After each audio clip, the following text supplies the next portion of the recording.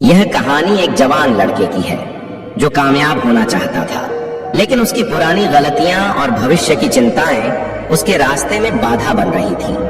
हर बार जब वह किसी काम को शुरू करता तो उसकी पुरानी गलतियां और विफलताएं उसके दिमाग में घूमने लगती। वह सोचता, क्या होगा अगर मैं फिर से असफल हो गया? क्या लोग मुझ पर हंसेंगे? क्या मेरा भविष्य अंधकारमय होगा? दिन ब दिन उसकी चिंताएं बढ़ती गईं और उसकी मेहनत का असर कम होने लगा। वह अंदर से टूटा हुआ महसूस करने लगा। उसे लगने लगा कि शायद वह जीवन में कभी सफल नहीं हो पाएगा। लेकिन एक दिन उसने सुना कि गौतम बुद्ध जंगल के पास अपने शिष्यों के साथ ठहरे हुए हैं। उसने सोचा, शायद बुद्ध मुझे इस समस्या का हल बता सकते हैं। वह बिना समय गंवाए जंगल की ओर चल पड़ा। लंबी यात्रा के बाद वह बुद्ध के पास पहुंचा और उनके सामने अपनी सारी समस्याएं रख दी। लड़के ने कहा, महात्मा, मैं सफल होना चाहता हूँ, लेकिन हर बार जब भी मैं कोई काम करता हूँ, पुरानी गलतियां और भविष्य की चिंता मेरे मन में घर कर लेती है। इस वजह से मैं अपने काम पर ध्यान नहीं दे पाता और बार बार असफल हो जाता हूँ। कृपया मुझे कोई उपाय बताइए। बुद्ध ने मुस्कुराते हुए लड़के से कहा, तुम्हारी समस्या साधारण है, लेकिन उसका हल भी तुम्हारे भीतर एक बार एक किसान था जो खेतों में काम करता था। उसकी आदत थी कि जब भी वह हल चलाता तो पीछे मुड़कर देखता कि उसने कितना काम किया है। इस वजह से उसका ध्यान आगे के काम पर नहीं रहता और हल की दिशा गलत हो जाती। क्या तुम समझ रहे हो कि मैं क्या कह रहा हूँ? लड़का थोड़ा उलझन में था। उसने कहा, महात्मा, मैं पूरी तरह से नहीं समझा। बुद्ध ने जवाब दिया, यह जीवन भी वैसे ही है जैसे किसान का हल चलाना। जब तुम बार बार अपनी पुरानी गलतियों की ओर देखते हो या भविष्य की चिंता करते हो तो तुम अपने वर्तमान काम पर ध्यान नहीं दे पाते। यदि किसान पीछे देखता रहेगा तो वह खेत सीधा नहीं जोत पाएगा और उसकी फसल खराब हो जाएगी। इसी प्रकार यदि तुम अपने अतीत या भविष्य में उलझा रहोगे तो वर्तमान में जो मेहनत तुम कर रहे हो वह व्यर्थ हो जाएगी।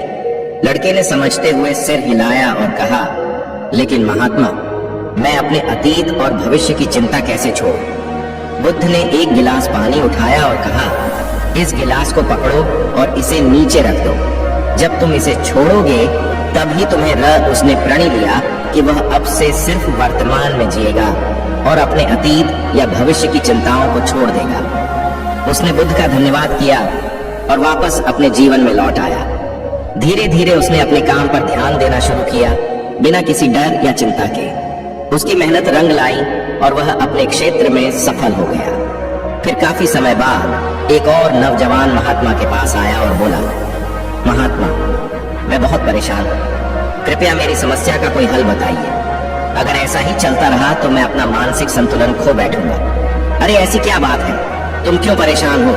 अपनी परेशानी बताओ। वह लड़का कहता है, मेरे मन में न चाहते हुए भी बार बार अनावश्यक चिंताएं घर कर लेती हैं। मैं हर बार गहरी चिंता में डूब जाता हूँ और अक्सर सो नहीं पाता। मैं जानता हूँ कि वे चीजें जरूरी नहीं हैं, फिर भी उनका ख्याल मेरे मन में बार बार आ जाता है। कृपया मुझे बताएं कि मैं इन चिंताओं को कैसे रोकूं? बुद्ध मुस्कुराए और बोले, इतनी सी बात से तुम इतने परेशान हो गए। एक बार एक भिखारी एक सेठ के घर पहुंचा और सेठ से कुछ दान मांगने लगा। सेठ आया और अपनी जेब में हाथ डाला, लेकिन उसकी जेब से कुछ भी नहीं निकला।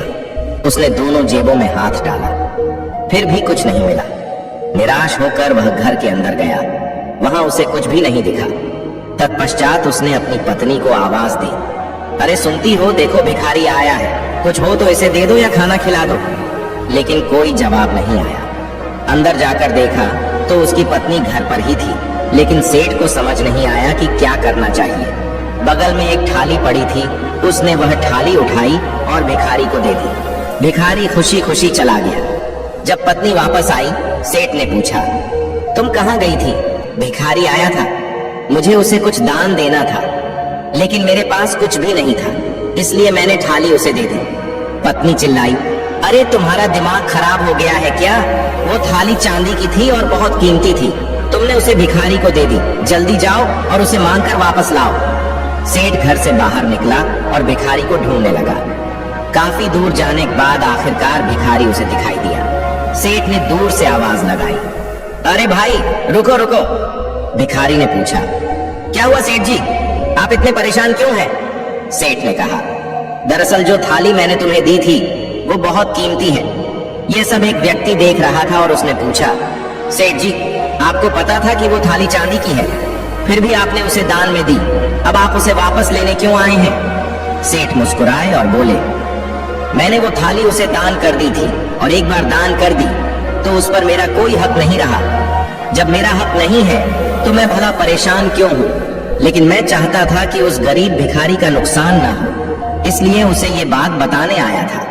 अगर उसे नहीं पता होता तो वह थाली को सस्ते में बेच सकता था और उसका बड़ा नुकसान हो जाता।